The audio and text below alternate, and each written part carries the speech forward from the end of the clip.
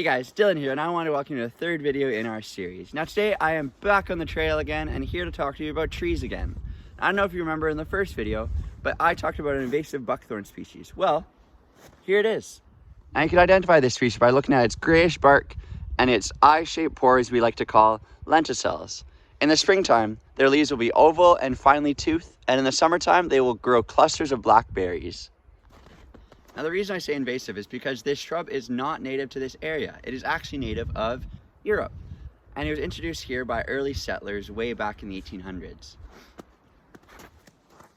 These shrubs have a negative effect on the environment by hindering other trees and shrubs from gaining the essential nutrients they need, especially along the sides of wetlands, which is where we find ourselves today.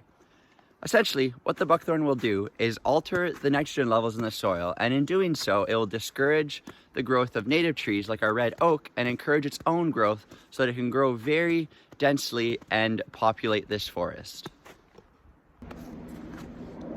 On top of that, they will produce a large amount of seed that grow up very quickly and crowd out any other spot a native plant could grow. And you can't see it, but underground, their root systems are so dense that they will also inhibit any plant from ever placing their roots in the soil. Now the problem is no plant can even defeat the buckthorn because it's the first to sprout up in the springtime and the last to lose its leaf in the fall. So you're probably asking yourself, now why would this type of tree ever be introduced to this area? Well, let me tell you about it. Back in the 1800s, the early settlers came and colonized this place we like to call home, Ottawa. Now this isn't a history lesson, so let's get back on track. The diet of the early settlers consisted of whatever they could grow on these lands, which was mainly wheat, corn, and beans. So they tended to eat a lot of bread, so much bread in fact that they could run Eastside Mario's out of their all-you-can-eat bread. However, this diet was very fiber-rich. To paint you a picture, we today eat about 10 to 15 grams of fiber a day, while these early settlers were eating 100 to 150 grams of fiber a day, which is 10 times the amount we eat. And the solution to this? The buckthorn berry.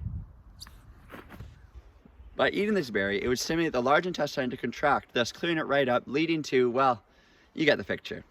So this tree was very useful back in the day, and it was also acted as a windbreaker in agricultural fields since they grew so densely.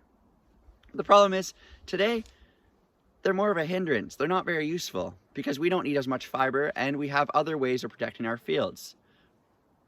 The problem is these shrubs are still so widespread thanks to the berries affecting bird and deer intestines to this day and spreading the seed everywhere.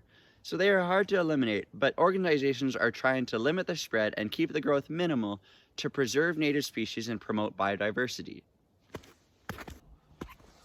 One way this can be done, especially on the Crazy Horse Trail, is by staying on a marked path to not accidentally spread the seed on the bottom of your shoes. So let's keep these trails full of native species so I can continue to say, we'll see you in the next one.